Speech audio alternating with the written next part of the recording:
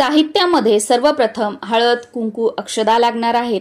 त्यानंतर 5 खारका, 5 हळकुंड, लेकूरवाळी हळकुंड घ्यायची, 5 1 रुपयाची नाणी लागणार आहेत, 5 सुपाऱ्या घ्यायच्या आहेत, 5 बदाम घ्यायचे आहेत, कलशामध्ये टाकण्यासाठी 1 रुपयाचं 1 नाणं, सुपारी घ्यायची आहे आणि हळद कुंकू वेगळं एखाद्या छोट्याशा प्लेटमध्ये किंवा वाटीमध्ये घ्यायचं आहे। हे दोन्ही आपल्याला पाणी टाकून ओलं करून घ्यायचं आहे, म्हणून हे वेगळं घ्यायचं। त्यानंतर खाऊची म्हणजे विड्याची पानं घ्यायची आहेत। ही विड्याची पानं भरपूर लागणार आहेत, ही कीड लागलेली किंवा नासलेली वगैरे नसावी। त्यानंतर तांदूळ लागणार आहेत, 2 वस्त्रमाळ ज्याला बरेच जण कापसाची वस्त्र म्हणतात ते लागणार आहेत, दोन्हीही रंगवलेले असावेत। त्यानंतर 2 अगरबत्ती, धूप घ्यायचे आहे, 2 उभ्या वाती घ्यायच्या आहेत तेलाच्या दिव्यासाठी, कापूर घ्यायचा आहे कापूर आरतीसाठी। त्यानंतर 2 फुलवाती घ्यायच्या आहेत तुपाच्या निरांजनासाठी आणि जानवं घ्यायचं आहे गणपती बाप्पांना घालण्यासाठी व 2 कापसाचे तुकडे सुद्धा घ्यायचे आहेत, जे की आपल्याला ओल्या हळदी कुंकवाच्या पेस्टमध्ये बुडवून घ्यायचे आहेत आणि ते गणपती बाप्पांच्या मस्तकी ठेवायचे असतात वस्त्र म्हणून।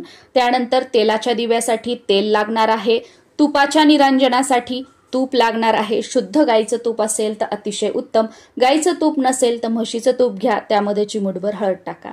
देव स्वच्छ करण्यासाठी कपडा घ्यायचा आहे, हात पुसण्यासाठी 1 कपडा घ्यायचा आहे, तेलाच्या दिव्यासाठी 1 दिवा घ्यायचा आहे, तुपाचा दिवा लावण्यासाठी 1 निरांजन घ्यायचं आहे आणि हे दोन्हीही ठेवण्यासाठी यांना आसन म्हणून 2 प्लेट घ्यायच्या आहेत।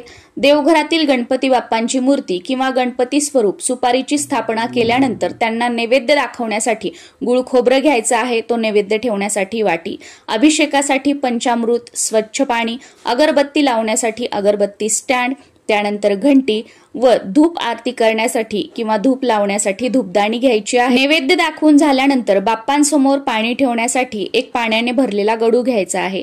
नैवेद्यासाठी मोदक घ्यायचे आहेत, तुम्हाला जर शक्य असेल तर तुम्ही लाडू सुद्धा घेऊ शकता। कलश मांडणीसाठी पाण्याने भरलेला तांब्या घ्यायचा आहे, चौरंगावर किंवा पाटावर अंथरण्यासाठी लाल वस्त्र घ्यायचं आहे, कलशावर ठेवण्यासाठी नारळ घ्यायचा आहे आणि अभिषेकासाठी ताम्हण घ्यायचं आहे।